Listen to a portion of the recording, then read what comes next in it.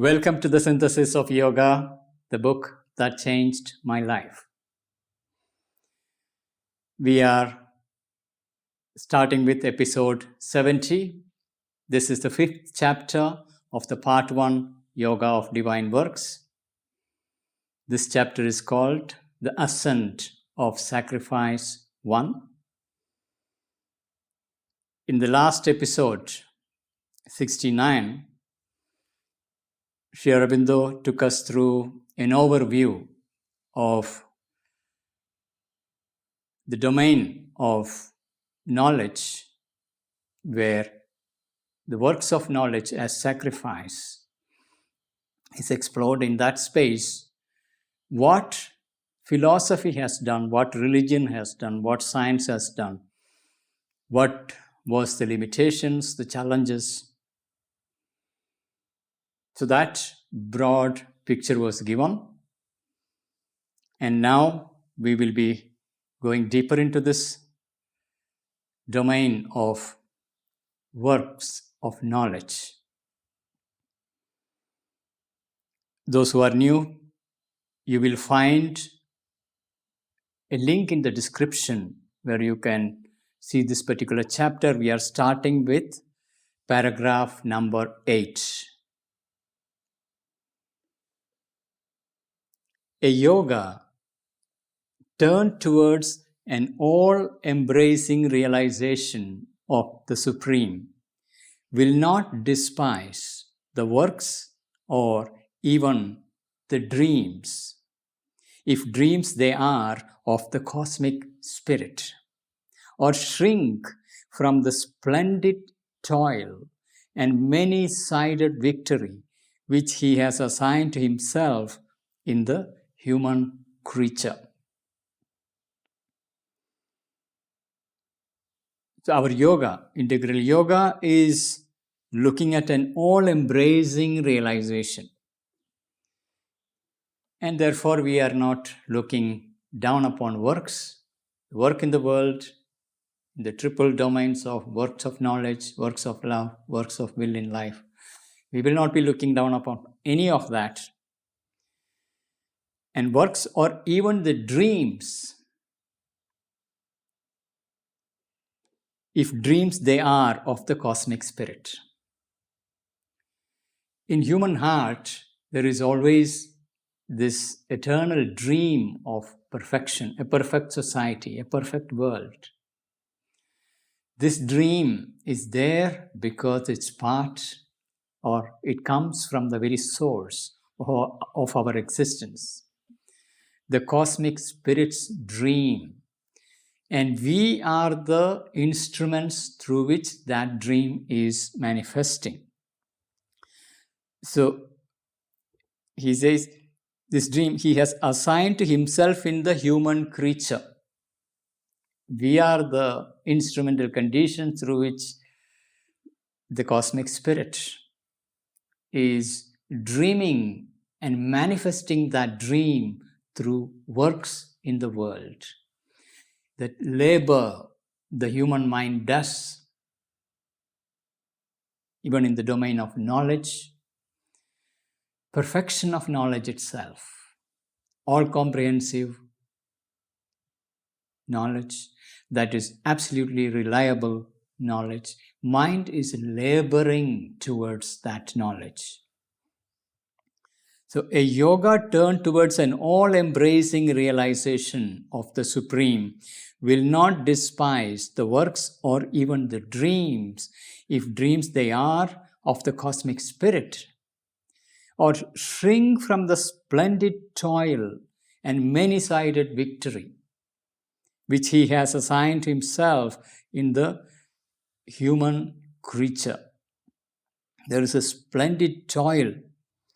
There is toil of the scientists to find the greater and greater body of knowledge, more and more perfect forms of knowledge. There is the toil of the saints and sages exploring the spiritual domain, finding the right knowledge, the toil of the philosophers to find the right knowledge so that social evolution can be guided And this toil and its victory, planted really from the very source, the cosmic spirit, finding its expression through the human creature. That's what we are dealing with.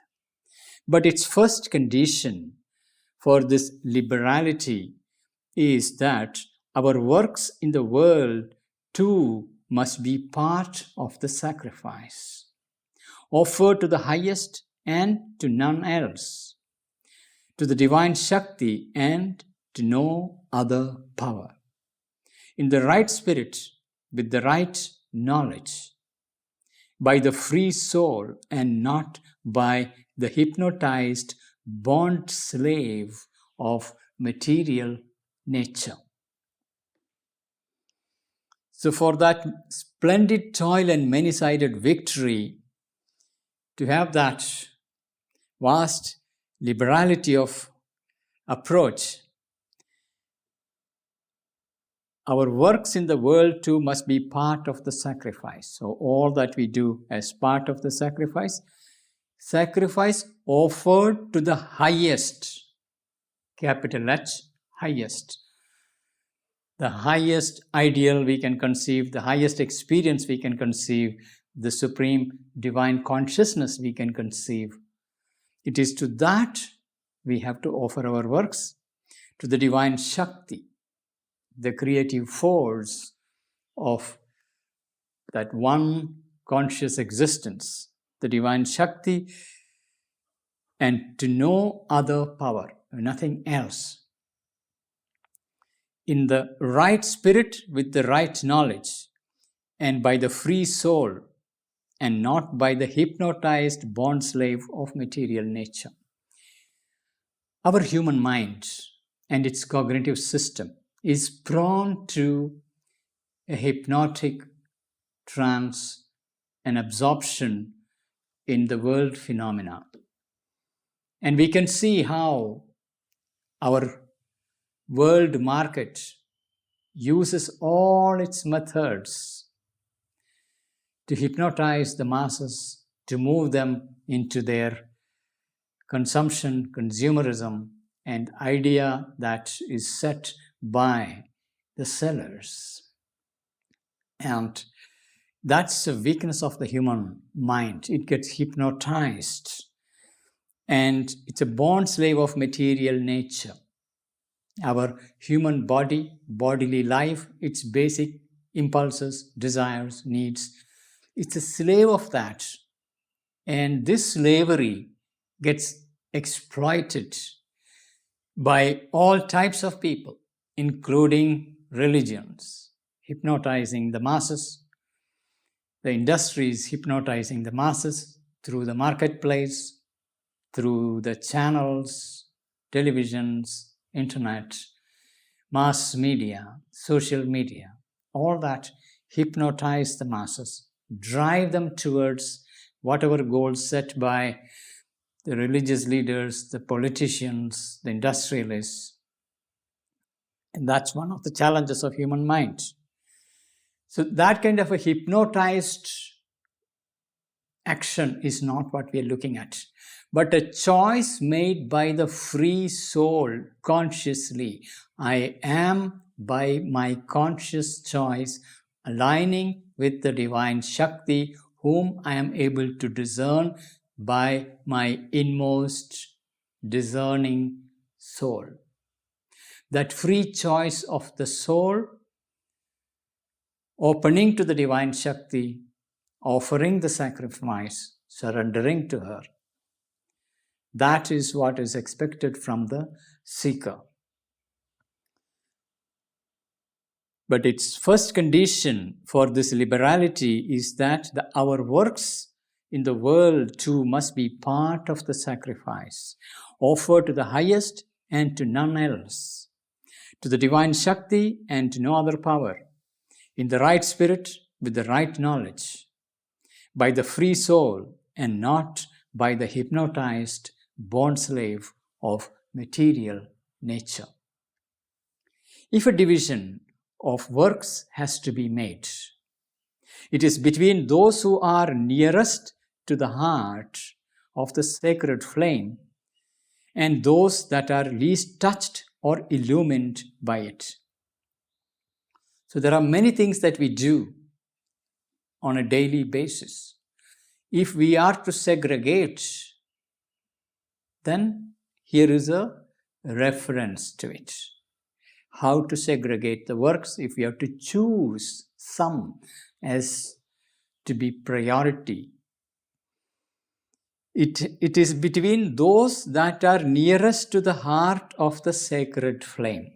The sacred flame is the flame of aspiration in our hearts. Soul's aspiration to divinize the existence here on earth. And that burns like an eternal flame in the heart of the human beings. And that's what manifests in many ways, searching for freedom, truth, beauty, perfection. That's that eternal flame. So what is nearest to the heart of the sacred flame? Everything that we do in our 24 hours, what are the activities closest to that most beautiful ideal that we hold in the depth of our heart? And those that are least touched or illumined by it. There are plenty of activities that we do that are not touched or illumined or in alignment with the deepest aspiration we have in our depths. So that's one way to segregate. There are activities that are deeply aligned with your aspiration, then there are activities that are not aligned, not illumined, not touched by the flame of aspiration. Because they are more at a distance, or between the fuel that burns strongly and brightly and the logs that, if too thickly heaped on the altar, may impede the ardor of the fire by their rather damp, heavy, and diffused abundance. Here Sri Aurobindo is bringing in that imagery of a little fire. If the fire is dumped with damp wood or heavy logs, the flame may extinguish. Whereas if you bring in clearly dry twigs, leaves, small wood, small branches, that can easily catch fire and the flame will grow in strength. So those who have done that lighting up of a bonfire, you start with smaller twigs that catch fire, and as the fire grows, you bring bigger and bigger logs. And once the fire really grows big and strong, even the damp wood will dry up quickly and burn. So if we are to segregate our activities into two, first look for that which is quickly will light up the flame, increase the flame. Flame here is our deepest aspiration, highest ideal. So focus on those activities that are closest to the heart, to the soul and its aspiration. They are the ones to be offered first.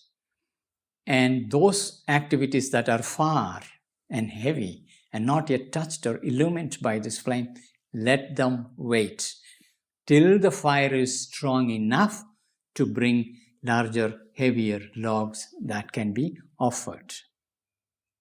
So if a division of works has to be made, it is between those that are nearest to the heart of the sacred flame and those that are least touched or illumined by it, because they are more at a distance, or between the fuel that burns strongly and brightly and the logs that, if too thickly heaped on the altar, may impede the ardor of the fire by their rather damp, heavy, and diffused abundance.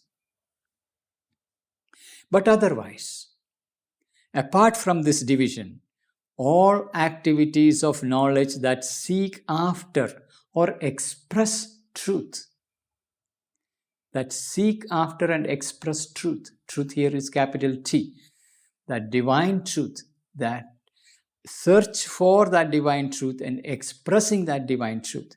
All activities of knowledge that seek after or express truth are in themselves right materials for the complete offering. So when we begin our journey, there is the search for the truth. Now, practically, it is the quest for the right knowledge. It translates as our attempt to read many of these profound scriptures, transformative books, listening to the masters to get the right knowledge, that thirst to know the right truth. So that labor of the mind to know the truth, these are the first ones to be offered. That means the work of knowledge turned towards the divine, and all our studies, all our explorations, and expressions of that knowledge, all that comes as a first priority in the sacrifice, the works of knowledge. They are in themselves right materials for a complete offering. None ought necessarily to be excluded from the wide framework of the divine life. So these explorations, none of this need to be excluded from the wide framework of the divine life. Let me read that line once again. But otherwise, apart from this division, all activities of knowledge that seek after or express truth are in themselves rightful materials for a complete offering. None ought necessarily to be excluded from the wide framework of the divine life.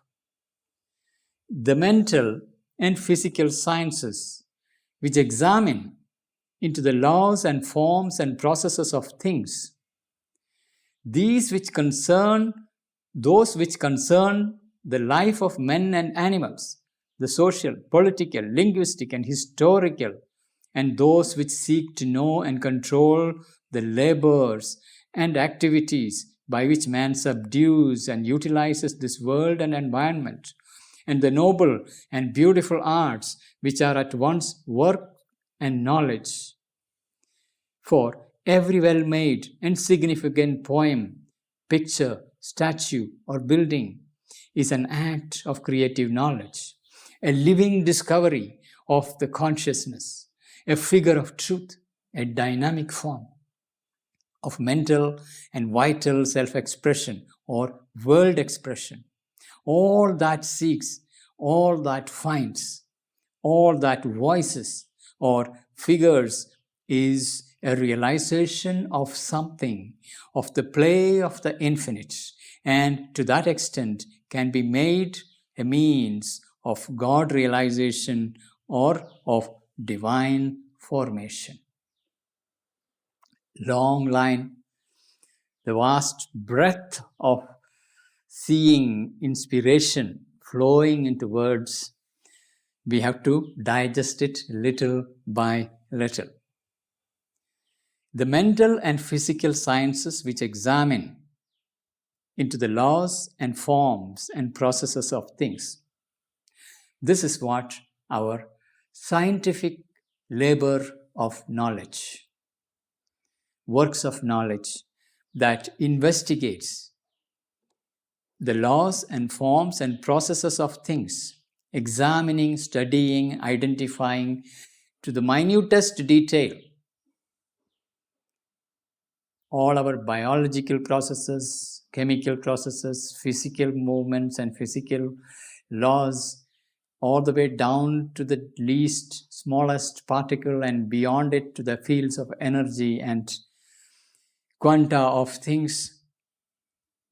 All these are valid when that is truly touching. That search for truth And it is your deepest aspiration to find that knowledge.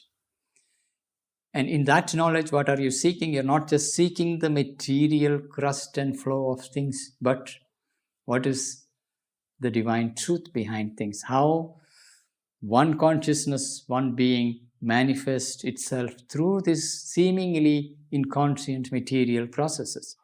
So the mental and physical sciences which examine into the laws and forms and processes of things, that's one field. Those which concern the life of men and animals. There is social sciences and animal sciences, their life, their breeding patterns and their birth and growth and their ecosystems and the whole life thriving on earth, the study of ecology. Everything, when done from a deeper aspiration, become the right material.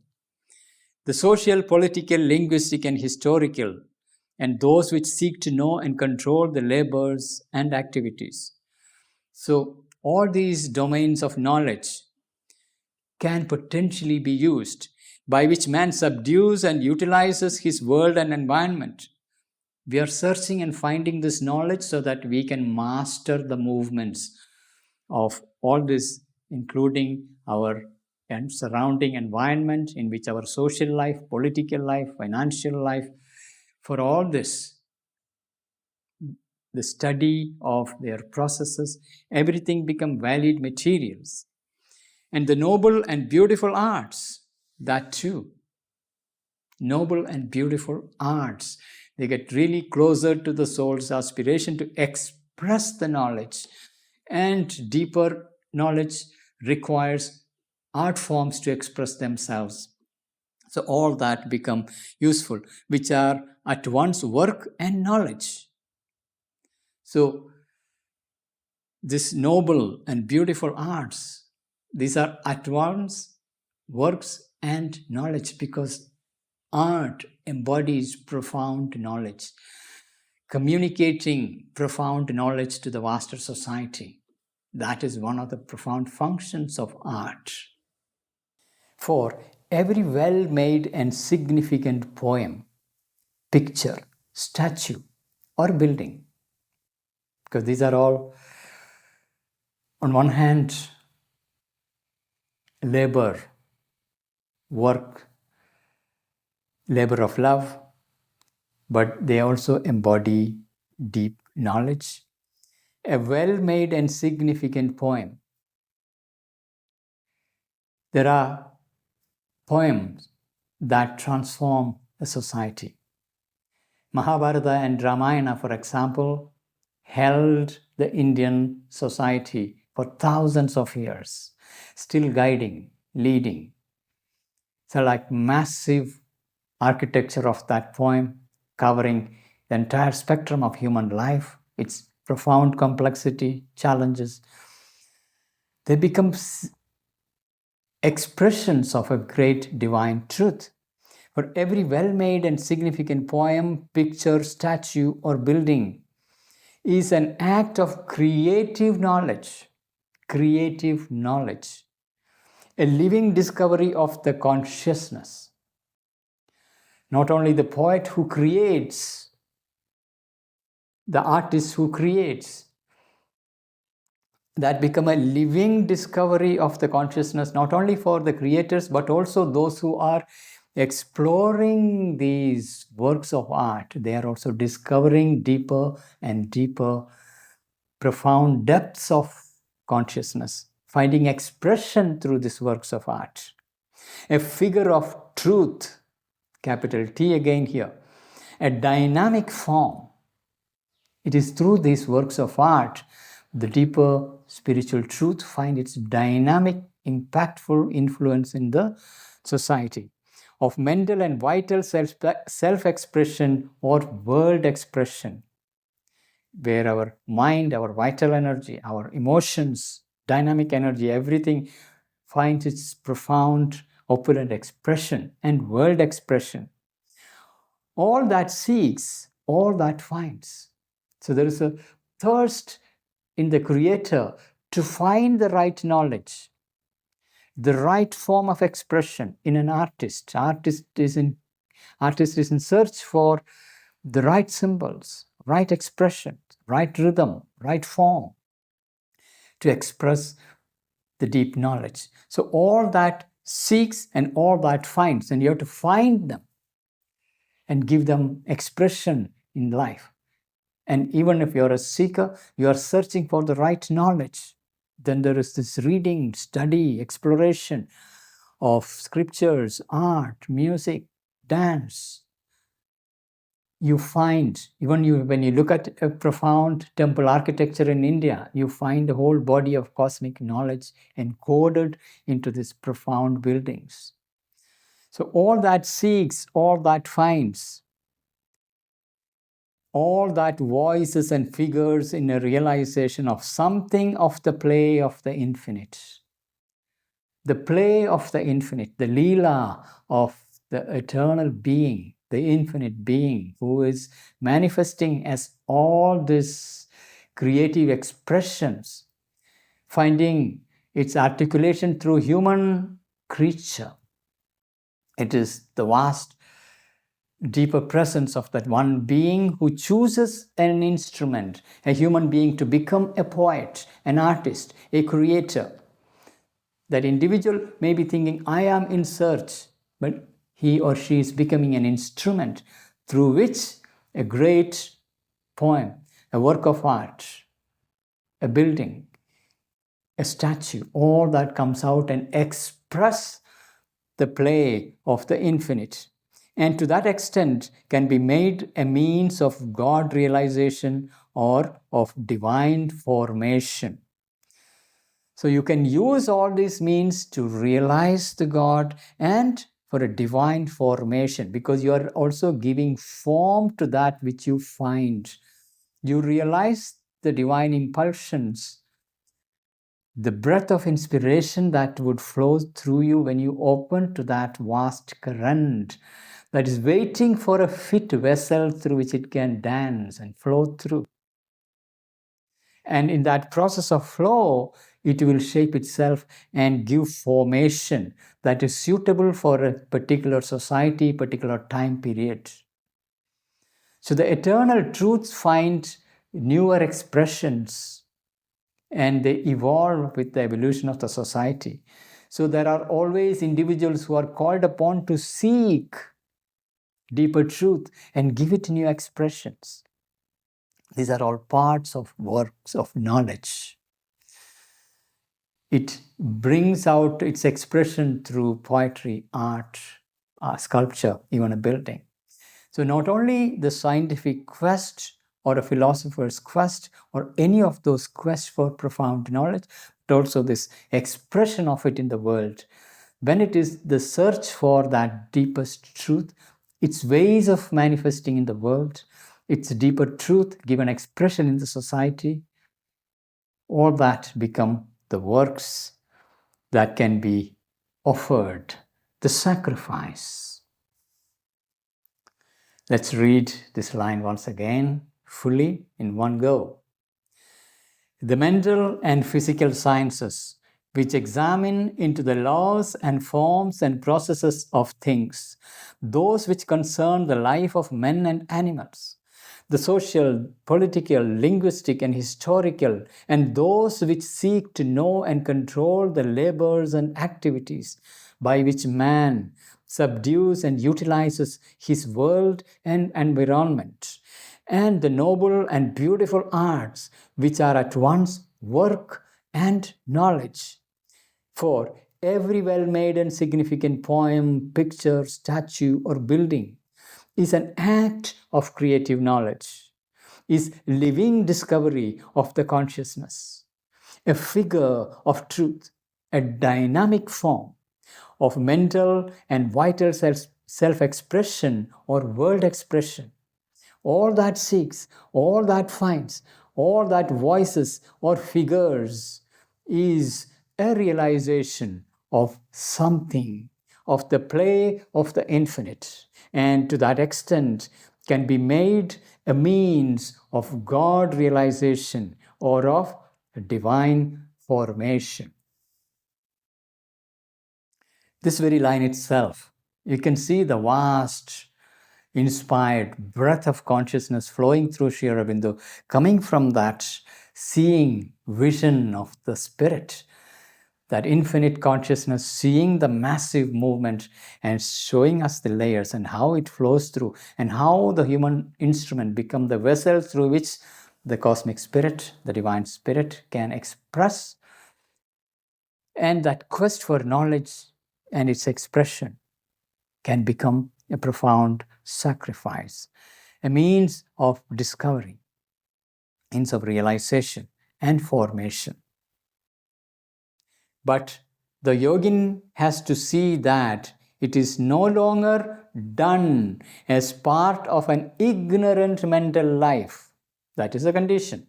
It is no longer done as a part of ignorant mental life, which is our default unconscious setting.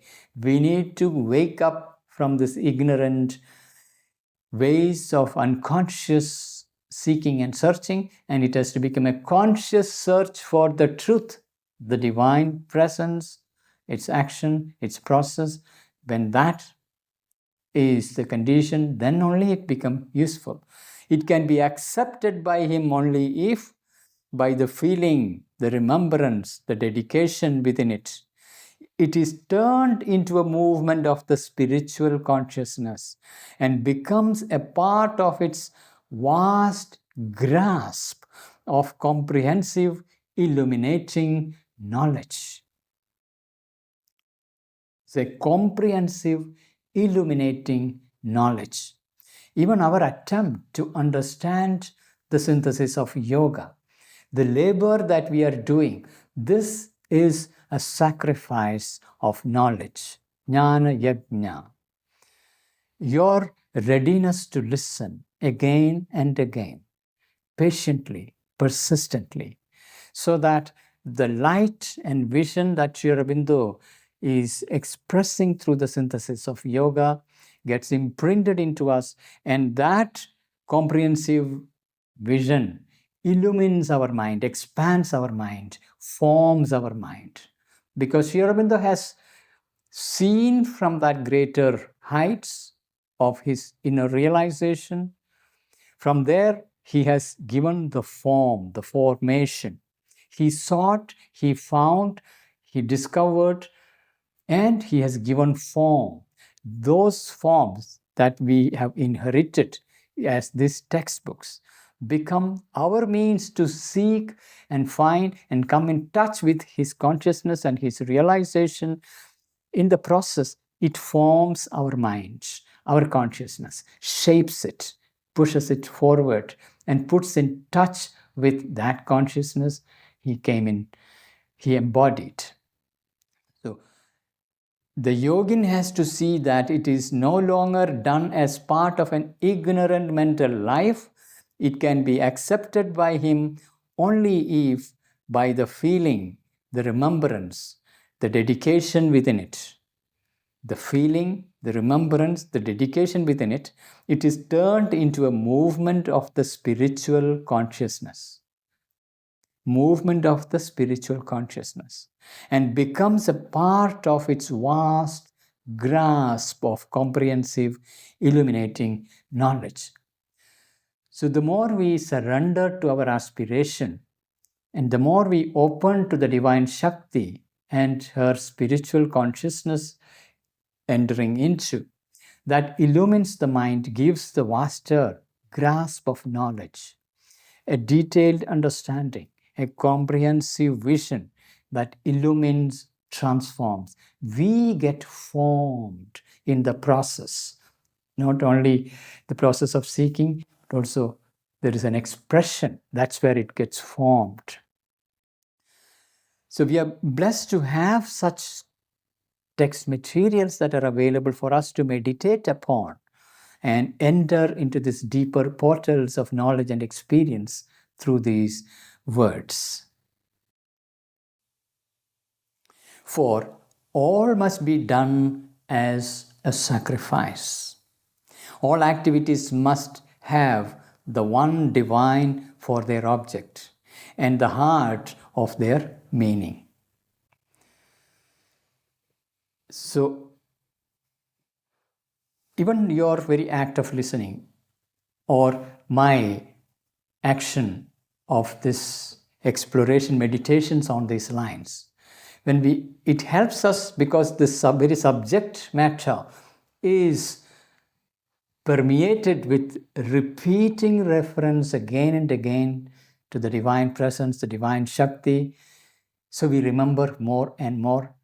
It's harder to bring in other areas of knowledge, but the more we are able to remember and bring into any field of knowledge, any field of exploration, and that becomes the very heart of their meaning. Any activity that we do, particularly here since we are exploring works of knowledge, any field of knowledge that we are seeking, we are looking at how does the divine consciousness manifest in an apparent material process or in a social process or in a biological process, in a chemical process or an economic process. How does the market economy works when you look at it from a spiritual perspective? From the human aspiration perspective, that is searching for the divine, how does all these fields, when you study ecology, what is the divine knowledge and force finding its expression through it? When you look at a flower, from where does it arise? Why a flower come into existence? Is it merely a survival of the fittest, a survival mechanism, or is there a deeper truth of the divine beauty finding its expression, divine soul materially expressing? So our meditations in search for knowledge of all things, when it is with that focus to see the divinity in things and its truth, its process, there that quest itself become a sacrifice. For all must be done as a sacrifice. All activities must have the one divine for their object, one divine for their object, and the heart of their meaning. The yogins' aim in the sciences that make for knowledge should be to discover and understand the workings of the divine consciousness puissance in man and creatures and things and forces, her creative significances, her execution of the mysteries, the symbols in which she arranges the manifestation. The symbols in which she arranges the manifestation. There is a divine consciousness puissance, Sat Chitananda, Chit manifesting as Chit Shakti, conscious force manifesting the worlds. And she is manifesting the worlds as the symbols in which she arranges her manifestation. Even what appears to be a material manifestation, a tree, a stone, a river, a mountain. From a pure material side, it is just a material object out there. But as we look deeper, they increasingly reveal their profound symbolic conscious force behind. They are symbols. It's like all the material existence is like an interface with which we are interacting with the living conscious forces behind them.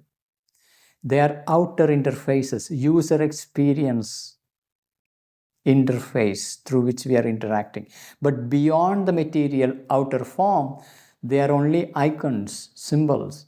Beyond that form, there is underlying energy that is animating it. Behind it, there is underlying intelligence that is animating it.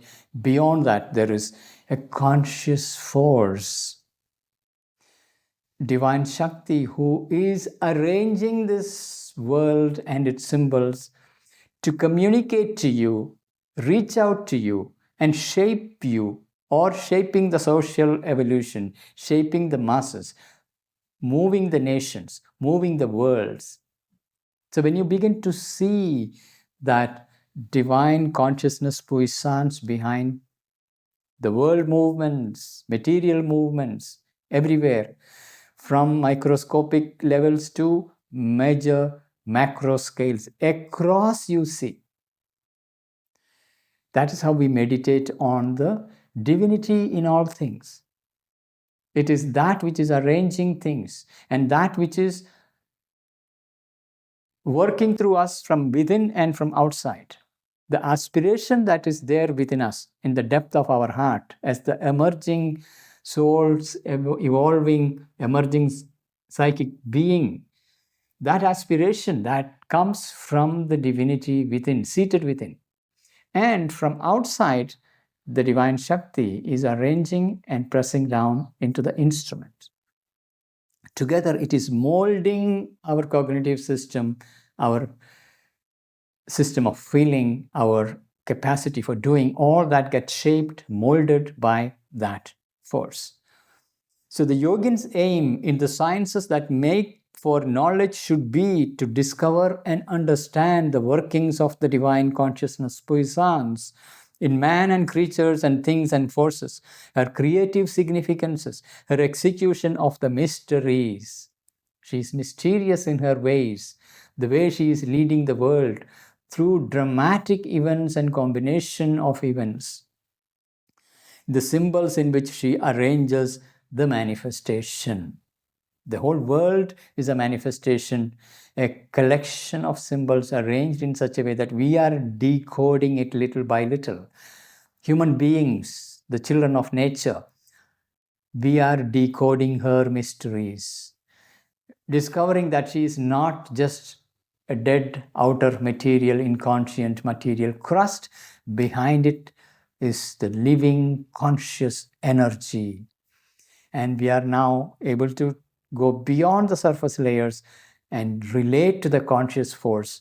And the approach of yoga is to consciously open to her presence, receive her into us, surrender to her action so that she reveals, she molds, she shapes. Yogin's aim in the practical sciences, whether mental and physical or occult and psychic,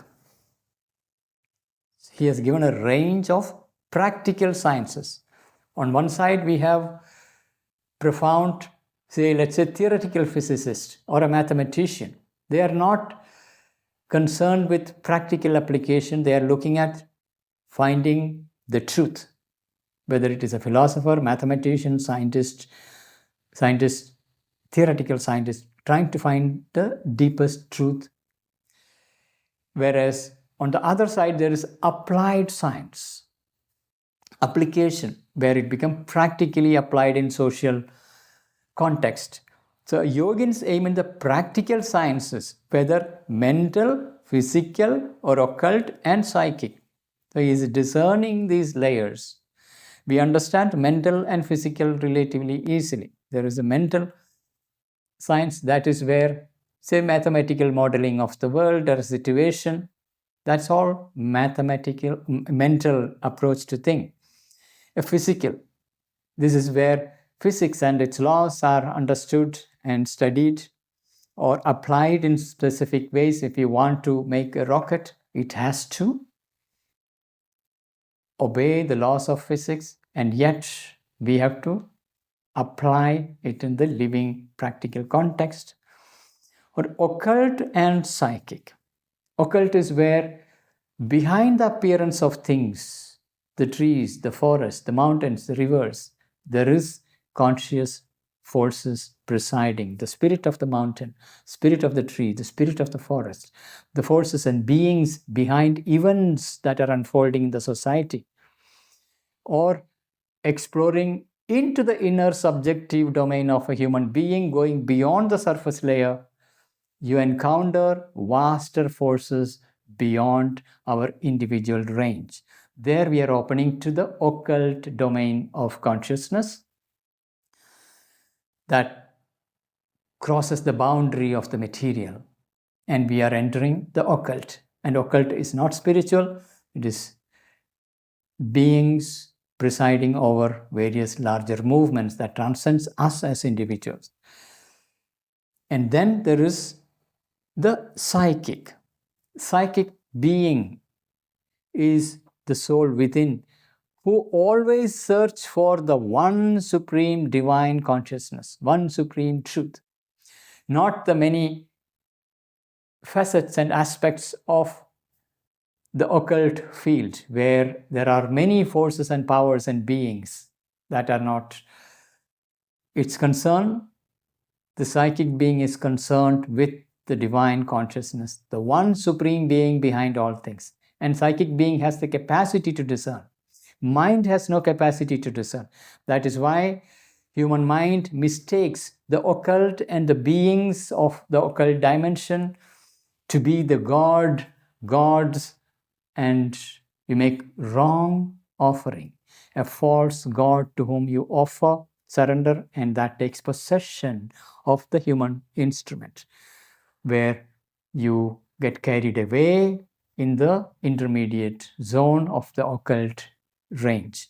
So we have in the practical domain these mental, physical, occult, and psychic various fields should be to enter into the ways of the divine and his processes. So even when we are entering any of these four domains, there too we must enter into the ways of the divine and his processes.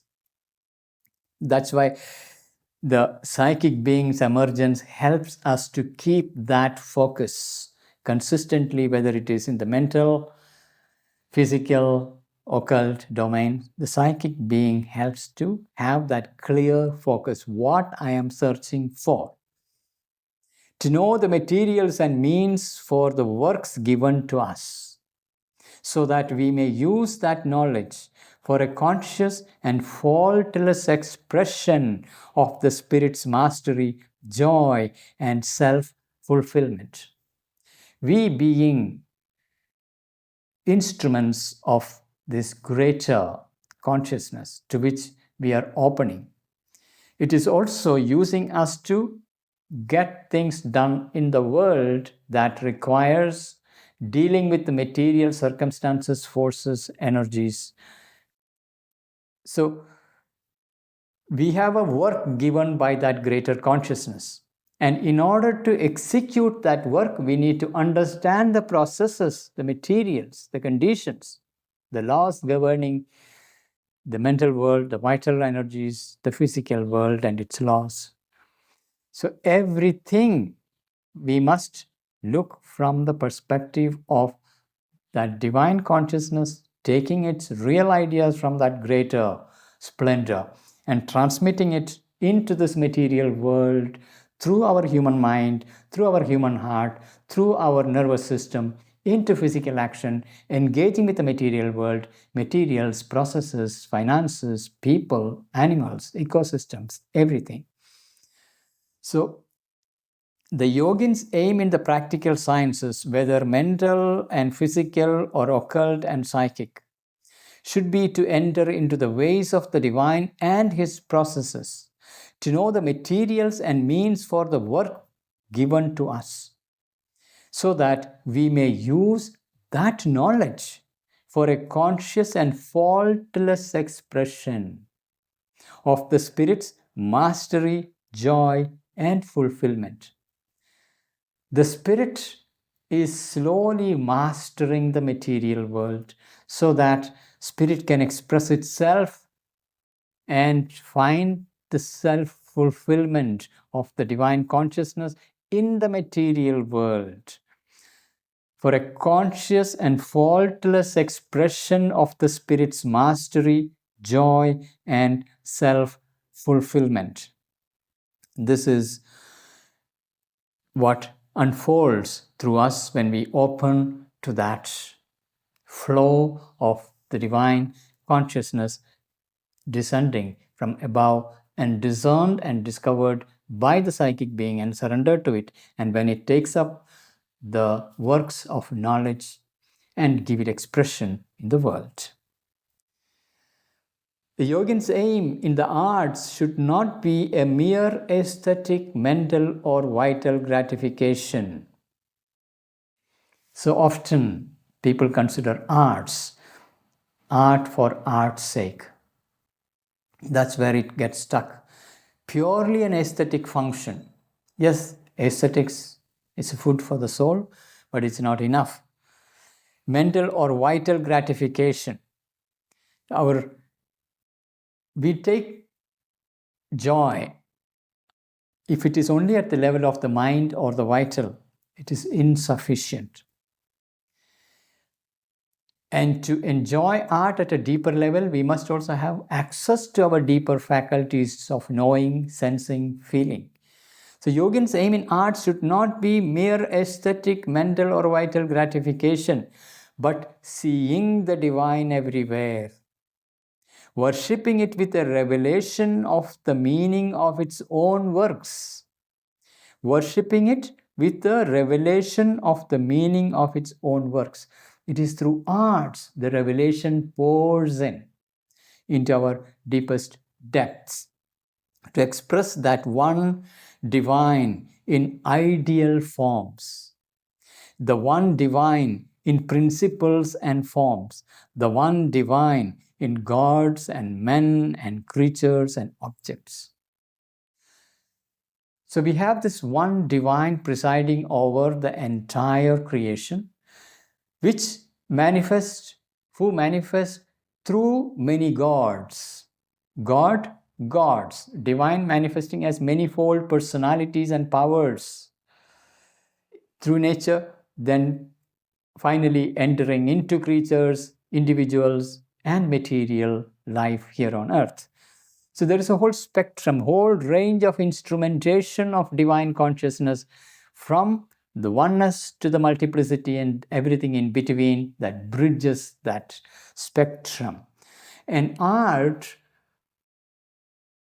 when it is done from the perspective of yoga, the yogin, artist as a yogin, is seeking to come in touch with that one consciousness and bringing that into expression. So in India, artists, especially musicians, they would speak about their sadhana. Sadhana is practice, spiritual practice, and it is applied in the context of I'm doing my sadhana. Music become your means of accessing something deeper, higher. Artists doing their in deep plunge and becoming one with that greater consciousness and bringing that into their music, into their art, into their literature, into their poetry, into their sculpture, into temple architecture. Entire spectrum become possible. So if art become your field, favorite to you, then you're looking at the divine consciousness behind all things, sourcing it from deep within you and recognizing its presence all around. All that will become possible when you discern, or rather you come in touch with the psychic being which discerns the action of the divine Shakti, which will find its expression through you, through your own work. So the yogin's aim in art should not be a mere aesthetic, mental, or vital gratification, but seeing the divine everywhere, worshipping it with a revelation of the meaning of its own works, to express that one divine in ideal forms, the one divine in principles and forces, the one divine in gods, men and creatures and objects. So everything becomes the expression of that one divine, manifold, endless variety of expression of that one divine truth, one divine consciousness. So yogin becomes the conscious channel for such an expression. The theory that sees an intimate connection between religious aspiration and the truest and greatest art is in essence right. But we must substitute for the mixed and doubtful religious motive a spiritual aspiration, vision, interpreting experience. One thing we can observe across the world is that religion adopts arts to give expression to deeper, profound truths. But when the religious motive gets limited, then it will not be of much use. When the motive truly is a spiritual aspiration, vision, and interpreting experience, then such an art and the theory that sees an intimate connection between religious aspiration and truest and greatest art is in essence right. But we must substitute the mixed and doubtful religious motive, a spiritual aspiration, vision, interpreting experience. So the art theory and its principles, like when we are developing the very science of art, whether it is science of music, science of painting, actually we do not have, because we are entering, it touches the domain of psychology. And psychology become more and more abstract and symbolic. And there it touches religion, because it become increasingly symbolic, archetypal, and therefore science begins to stumble, because measurability become less and less. And yet the whole science of music and art has to be developed. In India, we have great development in the fields of music, art, temple architecture. We still have it intact, available, where the whole process of emergence from the one source and how to access that source, the whole theory that helps you to access a deeper and higher source, and coming from your own deeper aspiration to come in touch with that source. So art become your means to come in touch with. So the theory that sees an intimate connection between religious aspiration and the truest and greatest art is in essence right. But we must substitute for the mixed and doubtful religious motive a spiritual aspiration, vision, interpreting experience. For the wider and more comprehensive the seeing, the more it contains in itself the sense of the hidden divine in humanity and all things. So the wider become our vision, and it transcends the outer material crust. The more we see behind the appearances and penetrate deep down into the depth, into the source, then we begin to see the divine presence. Behind the gods, we see one God presiding over all. The wider and more comprehensive the seeing, the more it contains in itself the sense of the hidden divine in humanity and all things, and rises beyond a superficial religiosity into the spiritual life. Religiosity can be very, very superficial. Often people say God-fearing. It's born out of fear. When we drop all that limited, narrow, small, petty ways of religious movement, when we open to the true aspiration behind the original founder's spiritual experience, for example, when we tap into it and art and the theories support it, then we are able to access something deeper, rises beyond a superficial religiosity into a spiritual life. The more luminous, flexible, deep, and powerful will the art be. Arts itself become more refined, illuminated, powerful, and transformative. That springs from that high motive. Such an art will be transformative. because that art carries with it the living presence of lived experience coming from that inspired vision and seeing. That will be of a tremendous value to the society. Otherwise, art, when it is at the service of the lower vital impulses, desires, cravings, it degenerates the society. It's like Van Gogh's paintings used to sell cigarettes. That's such a pathetic way of using art.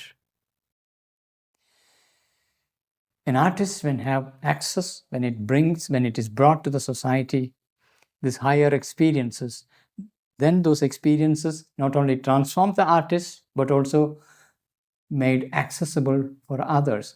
That's the reason why people come together to enjoy art, music, dance, poetry, because this can elevate human experience, refine our perceptions, and put us in touch with something noble, beautiful, divine. The yogin's distinction from other men is this, that he lives in a higher and vaster spiritual consciousness. Only if you live in a higher and vaster spiritual consciousness, you are qualified to be called a yogin. The yogin's distinction from other men is this, that he lives in a higher and vaster spiritual consciousness. All his work of knowledge or creation must then spring from there. So it's critically important that yogin as an artist or any other work that you're doing, right now we are exploring the works of knowledge. Unless you are living in that vaster spiritual consciousness, these greater forms of arts cannot spring forth. So when you live, then that becomes the source from where the arts spring forth. Your works of knowledge spring forth. All his works of knowledge or creation must then spring from there. It must not be made in the mind. Very important. Usually, it is our human mind with its limited knowledge we use as our creative faculty. Yes, the mind is a creative engine. It can solve problems, it can create things, but it has a very narrow, limited knowledge. Besides, mind by its very nature doesn't seek the divine at all. It is the psychic being that seeks the divine. That's why the mind has to become silent and receptive, open to the psychic influence, and open upward to a greater spiritual consciousness. The mind must become a passive instrument which receives, gives form, and express. It must not be made in the mind, for it is a greater truth and vision than mental man's. That has to express, or rather, that presses to express itself through him and molds his works, not for his personal satisfaction, but for a divine purpose. So the divine consciousness is pressing upon the human instrumentation, especially the instrument that is receptive, capable of expressing. And in that process, it flows through the human instrumentation and find expression in the world for a divine purpose. So you become an instrument, pure instrument. Here we are discussing Karma Yoga. Here you become the bridge. You open to a divine consciousness. You ascend to that consciousness, and that flows through. And your mind is only a receptacle. It is not creating out of its own limited understanding. It remains passive, open, receptive, supple. Its substance is moldable, so that inspiration that is coming down enters into the mind, molds the mental substance, gives it a mental form, and it then moves the vital energy, moves your heart, moves your senses, moves your body, and become an expression in the world for a divine purpose. You become a channel. The yogin's distinction from other men is this, that he lives in a higher and vaster spiritual consciousness. All his work of knowledge or creation must then spring from there. It must not be made in the mind, For it is a greater truth and vision than mental man's that he has to express, or rather, that presses to express itself through him and mold his works, not for his personal satisfaction, but for a divine purpose. So we are not looking at personal satisfaction. If there is a personal satisfaction, it is in serving the divine will, the divine consciousness, rejoicing in becoming an instrument, becoming a willing servant of that consciousness. At the same time, the yogin who knows the Supreme is not subject to any need or compulsion in these activities. Our normal activities are done out of some compulsions or needs. I'm missing something, I need this or that. Therefore, I seek, I struggle, and it becomes a compulsion. In contrast, the one who has known the Supreme, the highest consciousness, the yogin who knows the Supreme is not subject to any need or compulsion in these activities, because the Supreme Consciousness is perfect and complete in itself. It doesn't act out of compulsion like the human creature does. It doesn't create out of missing something, out of a need. It creates out of its own delight, fullness, wholeness, completion. For to him they are neither a duty nor a necessary occupation for the mind, nor a high amusement, nor imposed even by the loftiest human purpose. So we don't do it as a duty. Normally we do many things because it is my duty to do so, nor necessary occupation for the mind. That's another way to. Necessary occupation for the mind. I want to occupy my mind. My mind cannot sit quiet. I have to occupy it. I have to give it some problem to solve, create, find some solutions to this or that problem. It is not done like that. Nor a high amusement to entertain ourselves. We don't do that. Nor imposed even by the loftiest human purposes. When the highest purpose, loftiest human purpose, our mentally conceived purposes out of the human consciousness, none of this is the motivation that moves a yogin. At the same time, the yogin who knows the Supreme is not subject to any need or compulsion in these activities. For to him they are neither a duty nor a necessary occupation for the mind, nor a high amusement, nor imposed even by the loftiest human purpose. He is not attached, bound, and limited by any, nor has he any personal motive of fame, greatness, or personal satisfaction in these works. We do get attached when we do our labor of love and create something beautiful. Then we get attached to it. Not only attached to it, we want credit for it. You want your name to be put at the bottom so that everyone knows so and so did it. So yogin is not attached, bound, and limited by any, nor has any personal motive of fame, greatness, or personal satisfaction in these works. So we are not looking for fame or greatness or personal satisfaction in these works, nor are we getting attached. All these are for the yogin. Our normal life, we get attached, we seek fame, we seek greatness, we seek personal satisfaction in these works. He can leave or pursue them as the divine in him wills.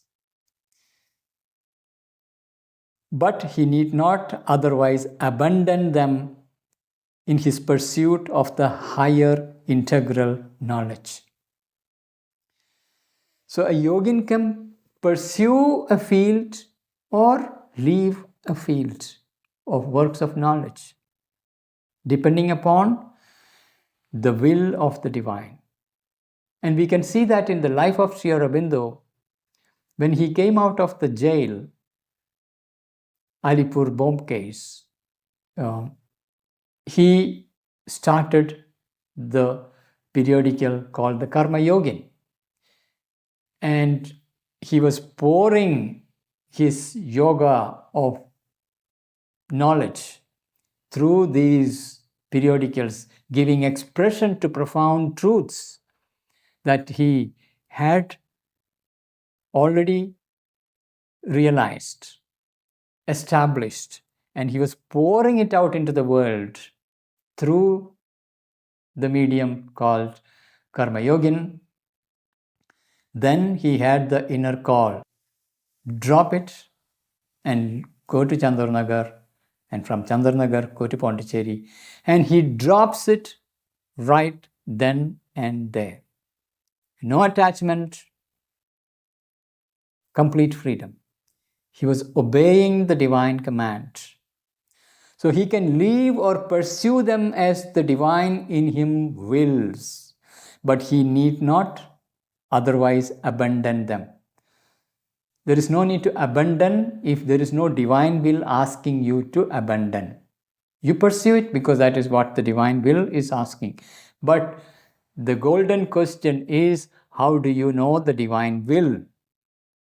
This is where coming in touch with our psychic being becomes central. Without it, we will not know the divine will. This is the faculty that helps us to discern. Our mind cannot know, our vital cannot know, even our physical cannot know. Physical is full of tamas, vital is full of impulses, rajasic movements, and mind is full of its own constructions, opinions. Psychic being helps to discern, with which we know this is the work I should pursue, this is something I should abandon without any attachment when the time comes. So, but he need not otherwise abandon them in his pursuit of the higher integral knowledge. So we are also seeking integral knowledge. There is partial knowledge. Partial knowledge can be knowledge of the material world or only the knowledge of the spirit. Two separate worlds.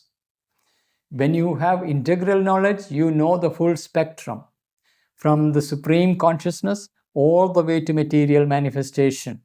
The full spectrum of transmission from the formless infinite consciousness to utter multiplicity, infinite, eternal, infinite variety in the material realm. The whole thing becomes visible to the integral knowledge which we seek. As an integral yoga seeker, we seek everything from an integral perspective. Knowledge itself, we need that integral vision and knowledge.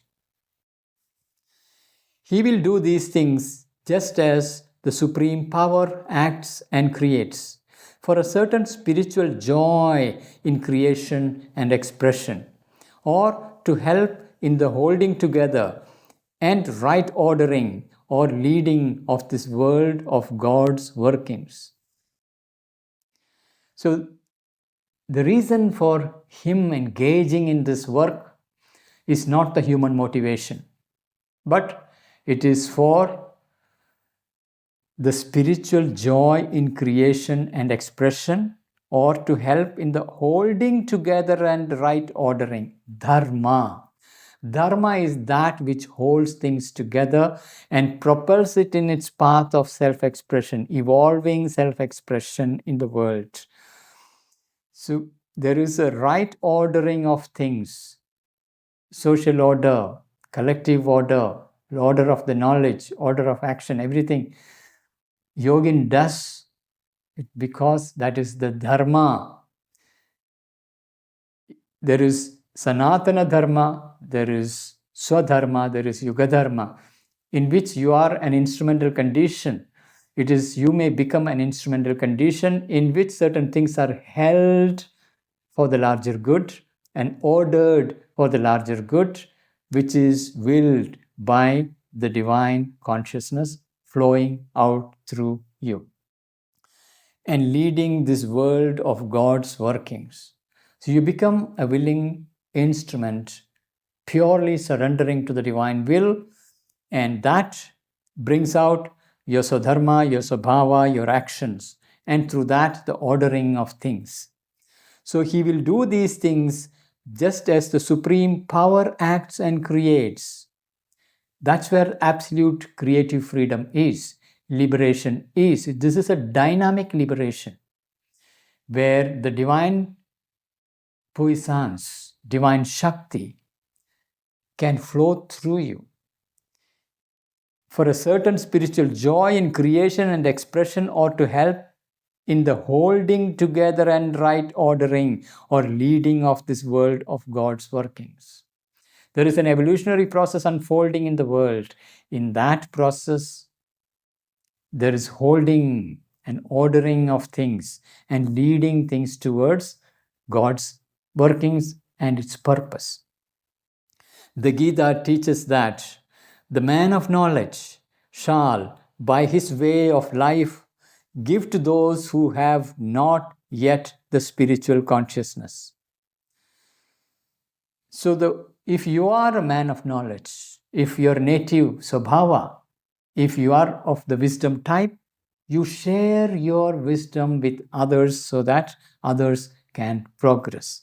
That is your contribution. But you don't do it out of the drive of the ego or the desire to become famous or the need that is compulsive. None of that. If the divine will propels you and that spiritual joy is finding its expression, then it happens. So the Gita teaches that the man of knowledge shall, by his way of life, give to those who have not yet the spiritual consciousness. By his way of life. His knowledge cannot be something separate from the way of life. He must be an embodiment of that light and wisdom in every aspect of his life. Then only it becomes an integral expression. The love and habit of all works, and not only of actions recognized as pious, religious, or ascetic in their character. He should not draw men away from the world action by his example. So you are not setting an example of a life that withdraws from world. That is Gita's teachings. You are not here to withdraw like an ascetic, turning away from world and its action. So the Gita teaches that the man of knowledge shall by his way of life give to those who have not yet the spiritual consciousness the love and habit of all works. So it is through your way of being and living which shows the love and habit of all works. And not only of actions recognized as pious. So we are not looking at popularly understood actions, the pious actions, especially in modern society, serving the poor, serving some temples, churches, doing Ramadans, these are all treated as pious activities. Helping animals, taking care of animals, ecosystem, yes, all that are good. It's not only pious activities, religious or ascetic in their character. No, it's not enough to look at these range. But you must look at the full spectrum of human activities, whether it is business, governance, healthcare, economics, any activity, the most material to the sublime spiritual. Everything, when you are given that responsibility, and especially if it is here we are since exploring the works of knowledge pertaining to any of these fields, activities, that is your dharma for the time, your contribution to the world, and it is by your example you're establishing that. Someone like Sri Ramanujan, a mathematician, we don't consider such people as spiritual. We have a tendency to look at only those who outwardly appear to be spiritual. We consider them as doing something spiritual. But someone like Ramanujan, who surrendered to a divine inspiration from within him, shaped whole field of mathematics, a willing servitor of a greater consciousness. That's why it's important for us to increasingly to recognize the inner movement beyond the outer forms and to see the deeper qualities, deeper consciousness finding expression in multiple fields. For the world must proceed in its great upward aspiring. Our world is evolving, our societies are evolving, perfecting its social order, sometimes breaking down and coming again, standing up again and rebuilding things and progressing towards greater and greater perfection. There is an upward aspiration in the world. Man and nations must not be led to fall away from even an ignorant activity into a worse ignorance of inaction. Inaction, withdrawing from the world, denying the world. It's a worst form, worst contribution you can make. An ignorant activity is there in the world. World's activities are ignorant. But this withdrawal from the world and denying of the world and its evolutionary progress is even worse. So that's not allowed for integral yogin. So for the world must proceed in its great upward aspiring.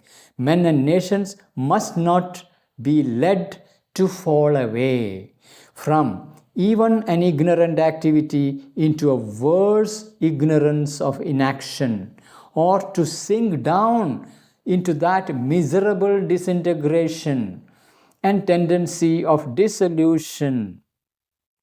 When a civilization, a nation, loses its high upward aspiration, and when the withdrawal happens, finest minds of that nation withdraw into the formless spirit, what happens to such a culture, such a civilization? There will be a miserable disintegration, a tendency of dissolution, and that precisely is what happened to India when the yogins of India turned away from outward life, withdrew into an ascetic rejection of life. So, the tendency of dissolution which comes upon communities and peoples when there predominates the tamasic principle. Tamas will settle, inertia will settle in such a society. So that error should not happen. The principle, whether of obscure confusion and error or of wariness and inertia. That is tamas, the principle of obscure confusion and error or of wariness and inertia. Let's read this line once again, very critical. We are in the process of course correcting this error that happened in India. Integral yoga, Sri Aurobindo's vision and work, is a massive course correction of this error that happened in India. Course correction and opening a whole new cycle of spiritual flowering.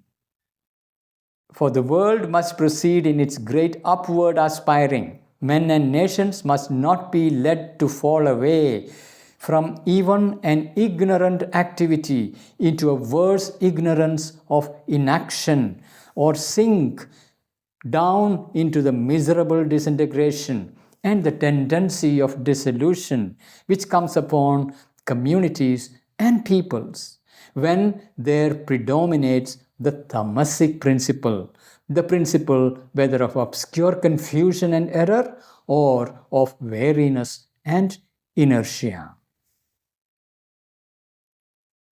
For I too, says the Lord in the Gita, have no need to do works, since there is nothing I have not or must yet gain for myself. Yet I do works in the world, for if I did not do works, all laws would fall into confusion. The worlds would sink into chaos, and I would be the destroyer of these peoples. This is the words of the Lord in the Gita. The divine presiding over the manifestation. If the divine doesn't work, the worlds will fall apart, dissolve, disintegrate into chaos. And divine is not doing the works out of any compulsion. Have no need to do works, since there is nothing I have not. There is nothing that divine needs. Everything is already there. It's a perfection, self-existent perfection is there. Nor must yet gain for myself. There is nothing to gain. Yet I do works in the world, for if I do not do works, all laws would fall into confusion. Now, think of a large organization with thousands of people working, and there is a top, very, very inspiring leader who built the organization was thriving. Suddenly, if this leader disappears, whether passed away or whatever be the reason, and there is no one to hold that position with that kind of a capacity, that organization begin to fall apart, disintegrate, fall into chaos. All laws would fall into confusion. The worlds would sink towards chaos, and I would be the destroyer of these peoples. That's how the leadership has tremendous responsibility. Because sometimes in a single individual, a profound consciousness is concentrated that holds thousands and millions together. And when this person disappears, sometimes there is a dissolution, when there is no one to replace it. Some individuals become really like a hub of a large wheel. The turnover is held by the central axis. For I too, says the Lord in the Gita, have no need to do works, since there is nothing I have not or must yet gain for myself. Yet I do works in the world, for if I do not do works, all laws would fall into confusion. The worlds would sink towards chaos, and I would be the destroyer of these peoples. The spiritual life does not need, for its purity, to destroy interest in all things. This is a major confusion, particularly ascetic traditions. You have to destroy your interest in the world, withdraw your senses. This is one of the issues.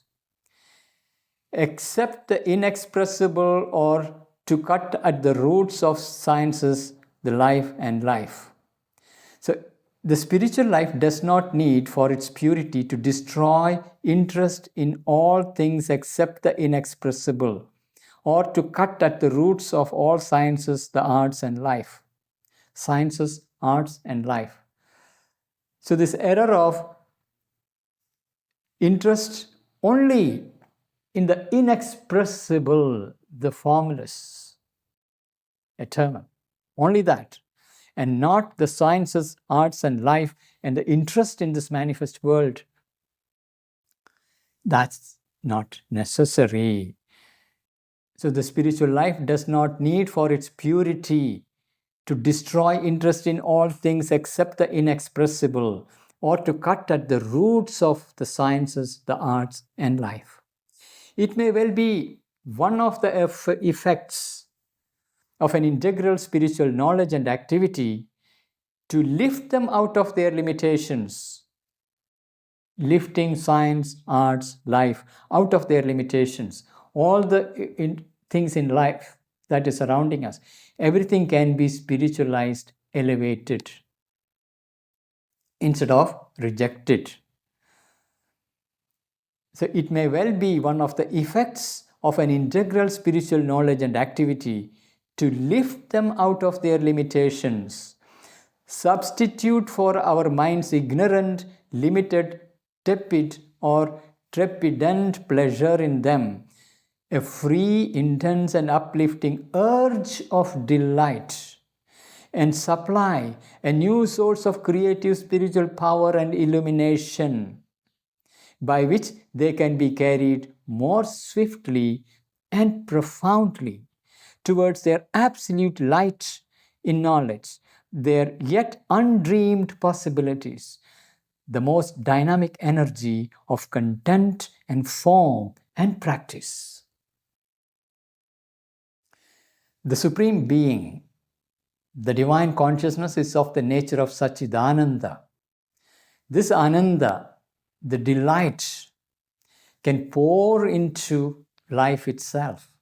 So, if in your field of knowledge, of action, if you're able to access that higher source, it will pour itself into whatever be the field that you're taking up, and it is the urge of delight that is lifting things up. A free, intense, and uplifting urge of delight, and supply a new source of creative spiritual power and illumination. So you are bringing in a new source of spiritual power and illumination, creative spiritual power and illumination, by which they can be carried more swiftly and profoundly. Things can be done faster and more profoundly when you are able to open to the breath of inspiration of the Spirit, who lifts you up with that urge of delight towards their absolute light in knowledge and their yet undreamed possibilities. Whole new breakthroughs become possible, and most dynamic energy of content and form and practice. Most dynamic energy of content and form and practice. So there is no shrinking, nothing becomes small, weak. Everything gets fulfilled in its heightening, widening, and swiftness and profound depth, and reaching undreamed possibilities. So it may well be one of the effects of an integral spiritual knowledge and activity. Integral spiritual knowledge and activity to lift them out of their limitations, substitute for our mind's ignorant, limited, tepid, and tepidant pleasure in them. Our mind takes a very narrow, limited pleasure in these things. We don't think it is narrow because we don't know the higher range. But mind's capacity is normally limited, and it takes an ignorant pleasure in these little fields of knowledge where it gets tied up. Substitute for our mind's ignorant, limited, tepid, or trepidant pleasure in them a free, intense, and uplifting urge of delight, and supply as new source of creative spiritual power and illumination by which they can be carried more swiftly and profoundly towards their absolute light in knowledge and their yet undreamed possibilities and most dynamic energy of content and form and practice. This vast body of knowledge we have received from Sri Aurobindo is such a creation. The Spirit, the Supreme Spirit with whom Sri Aurobindo identified, he became that.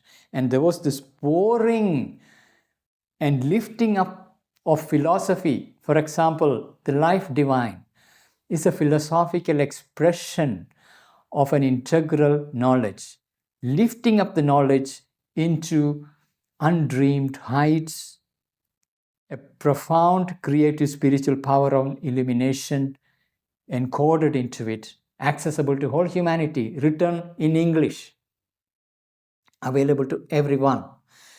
In India, we have great many masters, but very few have the capacity to bring that integral knowledge and give it a modern, contemporary form that will stand the test of time. So Sri Aurobindo has done in a philosophy through life divine, and he took poetry, lifted up to a whole new range through Savitri. The entire Savitri, 24,000 lines, longest poem in English language. The mantric poetry, how to lift up the English language to a mantric potency. And he has given us that profound gift. This synthesis of yoga and this whole range of works that he has done. There is such an outpouring of integral knowledge. This is what he is referring here. I mean, that is the possibility that he's not only just saying here, he has done it, he has given to us this vast body. It is the works of knowledge. Knowledge given new form. It may very well be one of the effects of an integral spiritual knowledge and activity to lift them out of their limitations, substitute for our minds ignorant, limited, trepidant pleasure in them, a free, intense, uplifting urge of delight, and supply a new source of creative spiritual power and illumination by which they can be carried more swiftly and profoundly towards their absolute light in knowledge and their yet undreamed possibilities and most dynamic energy of content and form and practice. Sri Aurobindo was not a philosopher, he became a philosopher because the divine Shakti used him to do that. All those possibilities became natural. The one thing needful must be pursued first and always, but all things else come with it as its outcome and have not so much to be added to us as recovered and reshaped in its self-light and as portions of its self-expressive force. That pursuit of the divine, that is the central motive. That alone is the key. Everything else is a byproduct, a consequence. So we have to train our mind, our vital, and all our instrumental layers to turn inward, to first find the psychic being who gives the discernment of where the divine will is. Where it is reading and surrendering to that, that will transform. So the one thing needful must be pursued first and always. But all things else come with it as its outcome. The rest will follow as outcome and have not so much to be added to us as recovered and reshaped. So all that would emerge. It's not something that is added to us from outside, but it will be recovered because fundamentally in our depths, we are divine. There is a divine nature within us. It has to be recovered and our whole instrumental nature reshaped, transformed in its self-light and as portions of the self-expressive force. Portions of the self-expressive force. The divine Shakti, the single force manifesting as its multiplicity, we become a portion of her self-expressive force. And there is this inner light finding its expression as knowledge, lifting up ordinary knowledge, works of knowledge into new light, into a new creative possibility, into new dynamic forms capable of its impact in the world. So there is no denial, running away from all this. But the results come by learning to recognize the divine will, opening, receiving, surrendering. The rest are the outcome. So with that, we have come to the end of this episode. Please do share your journey, your experiences, your explorations. That will be beneficial for others to know. That too is our responsibility. Collectively, we are traveling together. This is a pilgrimage through Sri Aurobindo's words into the world of light, world of transformation. See you next week.